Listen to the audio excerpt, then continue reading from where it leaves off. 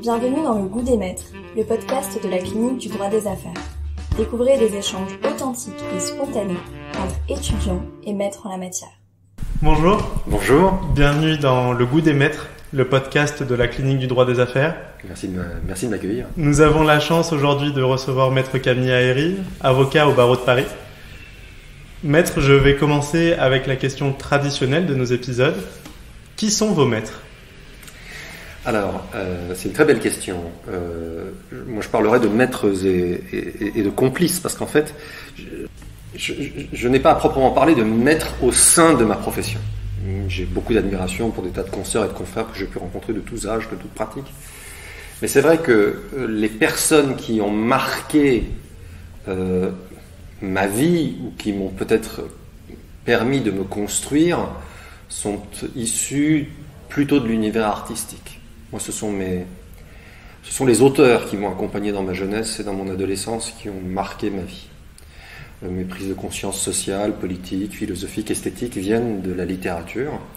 Et je dois énormément à Camus, à Modiano, à Hermann Hesse, à Pouchkine, à Dostoïevski, à Paul Morand, à Antoine Blondin. Voilà, il y a tout un univers qui s'est construit dans ma vie autour de ces personnes que, sans connaître, j'ai un peu fréquenté. On n'a pas besoin de connaître et de vivre à la même époque que son écrivain favori. Il suffit de lire Baudelaire, sa vie, ses œuvres, ses poèmes, et on passe un peu de temps avec lui. Et c'est pour ça que j'aime beaucoup les journaux intimes, parce que je trouve que c'est un genre intéressant qui nous permet de passer du temps avec quelqu'un qui est dans son époque, et de voir comment ces personnes ont eu à un moment des choix, ont une vision, du courage. C'est pour ça que voilà, les auteurs, et pas seulement les écrivains, les artistes au sens le plus large, je dois énormément aux longues heures que j'ai passées dans les salles obscures. J'ai adoré le cinéma, ça a accompagné ma vie, et je dois énormément au cinéma d'Antonioni, de Scorsese, de Coppola, des frères Cohen, de Kubrick. Voilà, ce sont des choses qui m'ont... Voilà, eux, ce sont des personnes qui ont beaucoup compté pour moi, beaucoup, et qui m'ont permis de construire un univers qui m'a accompagné. Et je leur dois beaucoup dans ma quête de sens et d'indépendance. Votre réponse me permet d'anticiper une question que j'allais vous poser. S'il ne devait rester qu'un seul ouvrage qui vous décrirait, que vous aimeriez offrir pour qu'on puisse un peu plus connaître Camille Aéry, lequel... Très naturellement, en fait, même s'il y a beaucoup d'ouvrages qui se situent sur la ligne d'arrivée ou au sommet pour moi de la chaîne alimentaire, je pense que le Siddhartha de Hermann Hesse est une œuvre absolument magistrale. Sur la vie de Bouddha, d'abord magnifiquement écrit, ce sont des mots extrêmement simples, mais Hesse capable d'utiliser les mots les plus simples pour créer un univers d'une finesse, d'une douceur, d'une intelligence. Et puis c'est la vie d'un homme qui a décidé de quitter un confort d'un palais pour s'exposer à une réflexion, à un monde. Enfin, c'est un parcours extraordinaire. Donc le Siddhartha de Hermann Hesse est le livre que j'aimerais offrir dès que possible autour de moi. Si nous en revenons à un sujet légèrement plus juridique, et que je vous propose une légère rétrospection, si aujourd'hui vous étiez étudiant en droit, pourquoi vous ne vous lanceriez pas ou plus dans la profession d'avocat ? Je pense que j'essaierai de convaincre tout étudiant en droit de devenir avocat. Donc je suis peut-être dans un mode contre-intuitif. Je peux comprendre en revanche que nous avons aujourd'hui un devoir, nous qui sommes dans la profession, qui avons exercé pendant quelques années, d'expliquer en réalité en quoi consiste cette profession. Plus encore. C'est-à-dire qu'une partie des surprises, des désagréments parfois, vient d'un décalage entre une profession rêvée ou inconnue et la réalité quotidienne qui est la nôtre. Une profession extraordinairement large, variée, diverse, remplie de talents, qui règle des situations quotidiennes extraordinairement variées. Et pour autant, j'ai l'impression qu'il y a encore aujourd'hui, probablement un peu moins, grâce notamment à des initiatives comme les vôtres, qui permettent aujourd'hui d'avoir une meilleure projection de ce qu'est notre exercice professionnel. Je pense qu'on n'enseigne peut-être pas encore aux étudiants suffisamment les qualités qui sont nécessaires dans la vie professionnelle. Que les qualités, les savoir-être, la capacité de travail de manière collective, le développement personnel, la confiance en soi, la créativité, la résolution de problèmes complexes, sont peut-être des sujets qu'on a le plus souvent tendance à traiter et à enseigner dans les écoles de commerce, peut-être plus que dans les universités. Et je ne blâme pas les universités parce qu'elles ont une contrainte de gestion des masses, du nombre qui est extraordinairement difficile, et elles font un travail absolument remarquable. Mais s'il devait y avoir de temps en temps des hésitations, c'est entre la perception qu'on peut avoir de la profession lorsqu'on est étudiant et sa réalité. Mais si j'étais étudiant aujourd'hui, je pense qu'il n'y a pas d'autre forme d'exercice du droit vers laquelle j'irais que avocat, en espérant ne pas avoir fait l'impasse sur votre question. Je me permets de revenir sur les initiatives que sont les cliniques. Oui, bien sûr. Nous en sommes une, mais nous sommes nombreux aujourd'hui, beaucoup plus qu'il y a quelques années. Une des initiatives qui a permis de mettre en avant les cliniques, et notamment votre rapport, qui est paru, si je ne m'abuse, en 2020.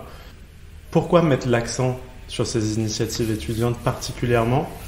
Et pourquoi, selon vous, c'est peut-être aussi ce qui représente le futur de la profession et représente le compagnonnage finalement inhérent à l'avocature qui est personnellement, je pense, nécessaire. Mais voilà, pour vous, qu'est-ce que ça représente aujourd'hui une clinique? Ça représente Alors, le rapport dont vous avez bien voulu faire état est mon rapport de 2017 sur l'avenir de la profession. Aucun problème. Celui de 2020 porte sur la formation, mais au fond, vous voyez, j'aurais fait quasiment que la même chose à chaque fois. À chaque fois que j'aurais pris la plume, ce serait pour parler de la formation et de la manière de nous emmener dans la profession tous ensemble. Pourquoi c'est important? D'abord parce que c'est une mise en œuvre très concrète, utile, sincère de notre apprentissage. On n'est jamais aussi heureux que lorsqu'on exerce ce pour quoi on a été formé et qu'on a un sentiment d'utilité. Pourquoi on a aimé nos stages? Pourquoi nos stages nous ont parfois nous fait aimer la profession? Pourquoi ils nous ont consacrés dans notre désir? C'est parce que on sortait d'un exercice qui était un exercice normal, légitime, d'un apprentissage académique, théorique, où on avait enfin l'impression qu'une réponse que l'on proposait allait avoir une utilité concrète. Donc ce sentiment d'utilité, il est consubstantiel à l'épanouissement professionnel. On est heureux professionnellement quand on a le sentiment d'être utile. Et là, en fait, grâce à la clinique, vous avancez le moment pendant lequel vous allez être, au cours duquel vous allez avoir un sentiment d'utilité. Vous travaillez en équipe. Rien n'est plus important, selon moi. L'intelligence humaine, elle se traduit dans notre capacité à réunir des talents et à les faire travailler ensemble. La connaissance juridique est un obstacle qui est surmontable. Le droit change, on s'adapte. Des pans entiers du droit disparaissent, d'autres apparaissent. Notre profession évolue, notre savoir évolue. Ce qui est, à mon avis, le plus important, c'est notre capacité à réunir des gens de talent. Or, la clinique juridique, c'est un espace dans lequel, sur un projet donné, des talents vont se réunir avec un objectif de délivrer quelque chose, au demeurant dans une approche de service public, d'aide parfois à des populations plus fragiles. Donc il y a une utilité sociale, il y a une utilité professionnelle, c'est je pense, un formidable accélérateur de savoir et de maturité, et le cumul des deux, de confiance en soi.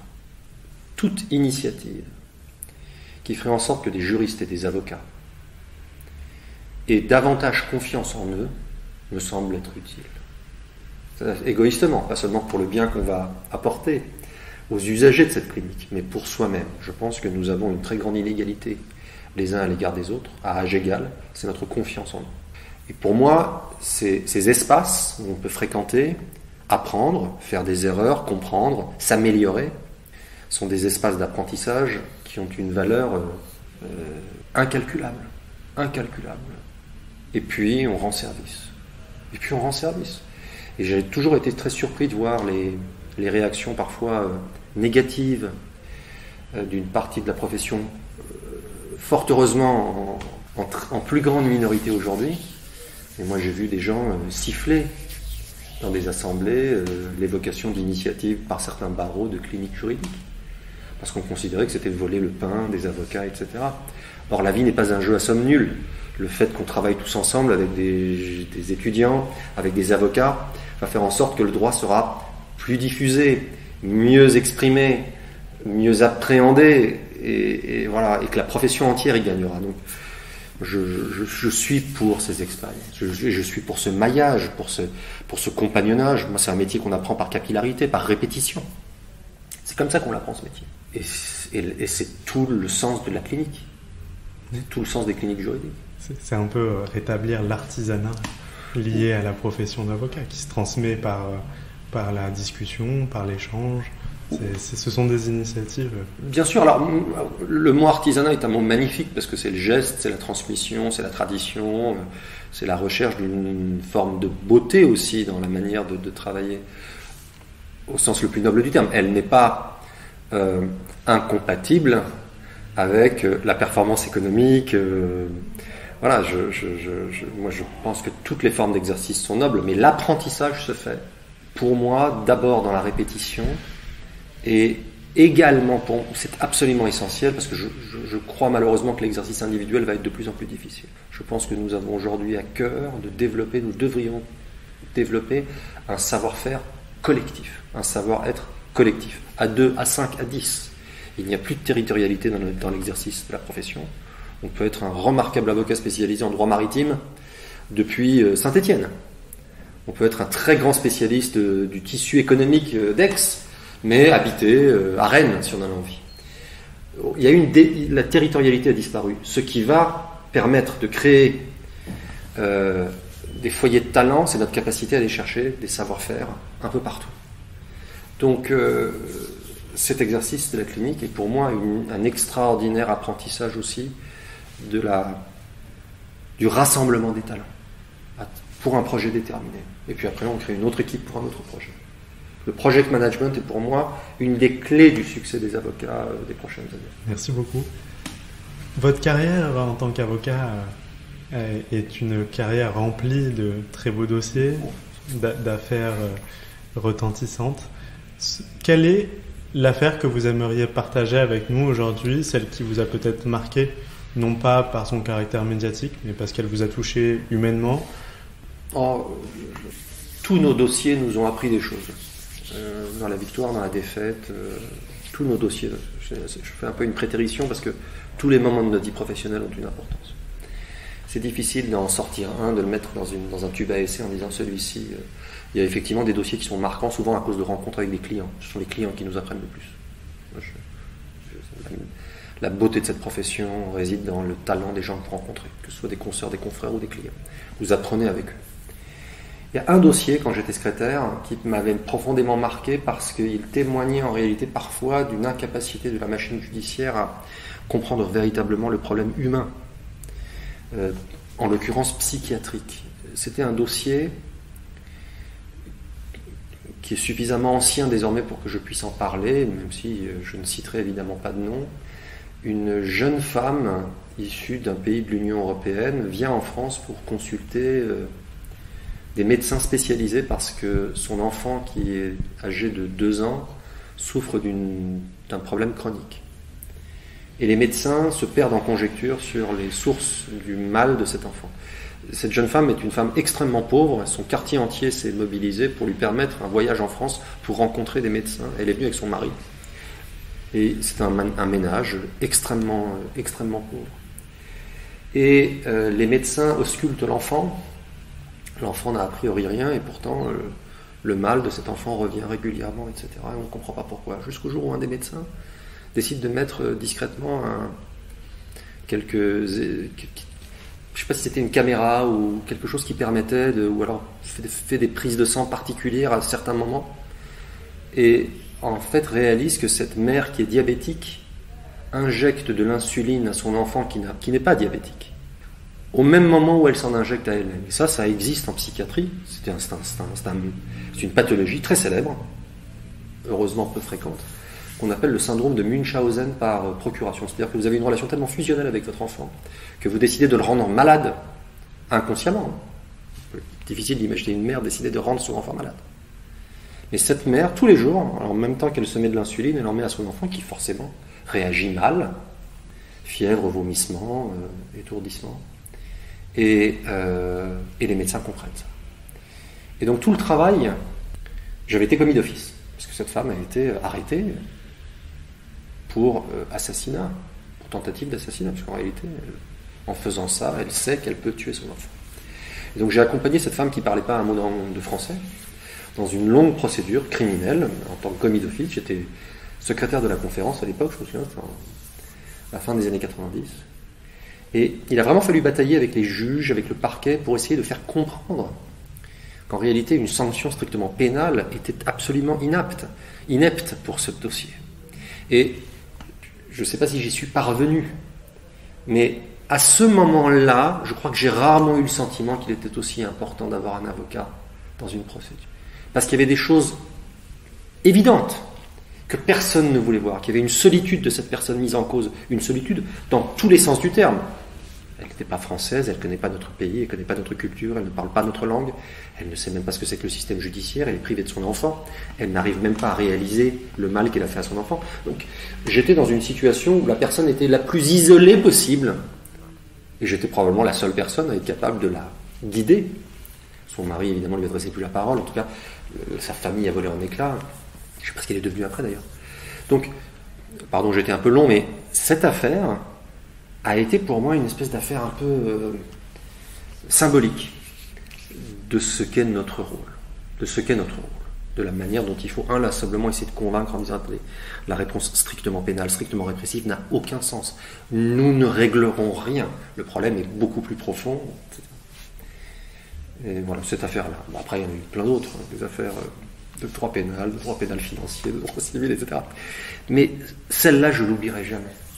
Vous avez évoqué l'égalité, ou du moins l'inégalité, quand vous avez parlé des cliniques. Là, encore une fois, lors de votre exemple, vous parlez des plus démunis que vous avez défendus. Ouais. On vous sait particulièrement investi pour l'égalité des chances. Si on vous laissait une tribune au sein de ce podcast pour dire 2 mots sur cette notion qui vous tient à cœur, quel serait-il ? Alors, mais à l'attention des étudiants ou des jeunes avocats.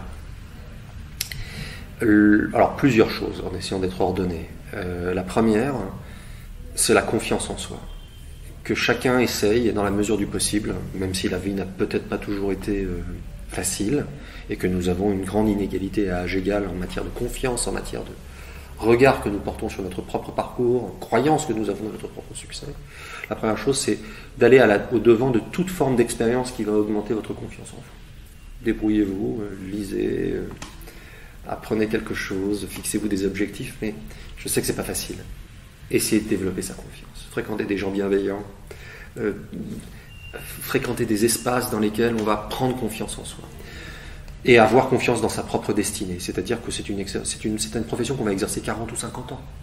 Si on l'aime, on l'exercera jusqu'au moment où on n'aura plus trop la force. Et ça fait 40 ou 50 ans d'exercice. Donc, ce que ça veut dire, c'est qu'il est possible que les premières années soient des années difficiles. Il ne faut pas se décourager. À un moment, degré par degré, vous allez arriver à orienter votre carrière dans l'angle qui vous plaît et progresser. Donc voilà, il faut faire attention au découragement. La troisième chose, c'est de se dire, et ça c'est une réalité, que nous aurons tous des opportunités. Certains d'entre nous sont mieux nés, je suis très heureux pour eux. Certains d'entre nous ont été très aimés, très encouragés, et je suis très heureux pour eux. Mais tout le monde aura une opportunité. Ça peut être la semaine prochaine, dans 2 mois, dans 2 ans. La seule question qu'il faut se poser quand on est jeune avocat, c'est quelles sont les qualités que je dois avoir développées et acquises pour pouvoir saisir cette opportunité au moment où elle se présente. Il ne faut pas attendre. Il ne faut pas attendre d'être en 5e année pour se dire « et maintenant, qu'est-ce que je veux faire ?» D'être en 8e année pour se dire « et maintenant que j'ai suffisamment roulé ma bosse, est-ce que je m'installe, est-ce que je deviens associé, est-ce que je quitte la profession ?» C'est maintenant que ça commence. Ça commence aujourd'hui, en fait. Ça commence dès la première année de droit, dès la 3e année de droit, dès le M2, ça commence à l'école du barreau, ça commence au jour où vous avez prêté serment. Ça commence aujourd'hui. Ça commence maintenant pendant qu'on écoute le podcast. Ça commence maintenant. Qu'est-ce que je dois faire ?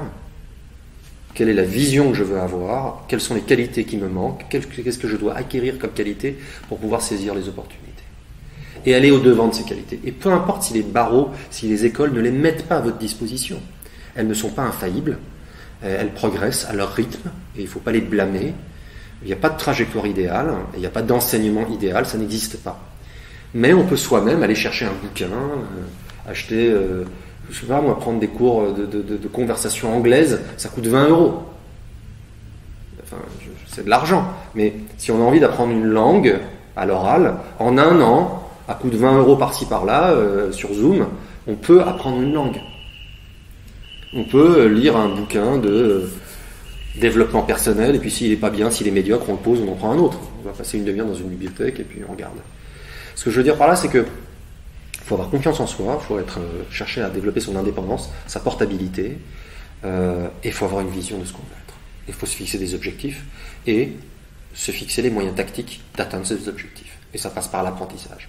La clé, c'est la confiance en soi, et la détermination. Moi, c'est ça que j'aurais aimé qu'on me dise, plutôt que d'attendre à chaque fois, parce que les premières années, on est très seul dans la profession. Si vous n'êtes pas guidé, si vous n'avez pas un maître bienveillant qui est attentif à votre parcours, si vous n'avez pas des copains, des cousins, de la famille avocats, on a le sentiment qu'on est très très seul. Et on apprend comme ça au fur et à mesure. Donc pour éviter ça, pour éviter ces décalages qui parfois deviennent des questionnements, des découragements, etc., je pense qu'il faut commencer tôt à se poser les questions et se dire que virtuellement, rien n'est impossible. Rien n'est impossible. Il suffit juste, voilà, parfois il faut du temps. Mais c'est pas grave. Quand Lyotet se balade sur une plaine qui est désertique et il dit à son aide de camp, on va planter des arbres, son aide de camp lui dit, mais mon général, quel arbre est-ce que vous voulez planter? Et il dit, bon, on va planter des cèdres du Liban, parce que c'est magnifique. Et son aide de camp lui dit, mais mon général, il faut 150 ans pour faire pousser un cèdre. Il fait, bah alors, aucun problème, on va commencer tout de suite. Donc c'est vraiment ça, moi, qui est le maître mot. D'accord, ça va peut-être arriver dans 3 ans, dans 5 ans, dans 7 ans. Si c'est la vie que vous avez voulu, si c'est votre idéal. Et la dernière chose, ce qui est très important pour moi, c'est qu'il n'y a pas de forme supérieure d'exercice de cette profession. Il n'y en a pas. Qu'on décide d'exercer en droit des personnes, seul, qu'on décide d'exercer dans une structure, toutes ces formes d'exercice sont honorables. Ce qui compte, ce n'est pas le modèle qui est à la mode. Ce qui compte, c'est ce qui correspond à votre personnalité. En fait, je suis beaucoup moins attentif lorsqu'on me pose des questions sur le devenir et sur le développement de la profession et de la carrière. Je suis beaucoup moins attentif à la question de l'attractivité de telle ou telle matière. Peu importe au fond. Ce qui compte en revanche, c'est pas tant ce que vous allez pratiquer, c'est où et comment vous allez le pratiquer. Quel est le mode d'exercice qui vous correspond le plus? Lorsque ça on le sait, je trouve qu'on règle un certain nombre de problèmes, qu'on évite des erreurs. Quand on sait qu'on est plutôt dédié à ce type d'exercice-là, j'ai pas dit matière, mais à ce type d'exercice-là, et se connaître intimement, c'est déjà un avantage très important dans la construction de votre carrière. Donc moi, c'est ça que je dirais à un jeune avocat. Merci pour ce message d'espoir à destination des étudiants en droit et plus particulièrement, enfin plus largement, pardon, destination des jeunes avocats. Pour conclure notre épisode, vous les avez évoqués en début d'émission, vos confrères. Quels sont ceux qui vous inspirent aujourd'hui dans la profession et que vous aimeriez peut-être voir répondre à ces quelques questions lors d'un prochain épisode? C'est difficile. Et sans pirouette, le champ de personnes que j'aimerais entendre est très vaste. J'ai évidemment une grande admiration pour un Jean-Michel Darrois, parce que la vision de Jean-Michel sur ce qu'a été la place économique, juridique, financière de Paris est à nul autre pareil, et nous lui devons beaucoup. J'ai énormément d'admiration pour le talent d'écoute, le leadership d'une Christiane Ferralchul, pour avoir servi au Conseil de l'Ordre sous son bâtonnage, et je reste admiratif de la manière dont elle dirige des groupes, des personnes, et qu'elle les emmène vers un projet, etc. Donc, voilà des personnes dont, à mon avis, la sensibilité et l'intelligence bénéficieraient au plus grand nombre. Mais j'ai un immense plaisir à entendre aussi des jeunes avocats parler de leur profession, y compris ceux qui sont peut-être un peu moins connus. Parce que je trouve que nous avons énormément à gagner de leur énergie. Moi, ce qui m'intéresse, c'est de capter humblement l'énergie et l'inspiration des gens. Alors, ça peut être des personnes emblématiques de notre profession, mais parfois je discute avec une jeune consoeur qui pratique tel exercice dans tel barreau, pas forcément une métropole. Et je vois son engagement, Je vois son engagement associatif, je vois la manière dont elle fait bouger des choses, éveiller des consciences. Je vois sa détermination, sa volonté, son courage, la manière dont elle met le droit au service d'un certain nombre de valeurs qui sont les siennes. Et ça m'inspire autant que lorsque je lis un discours de Churchill. Merci beaucoup, maître. C'était Le Goût des Maîtres, le podcast de la clinique du droit des affaires,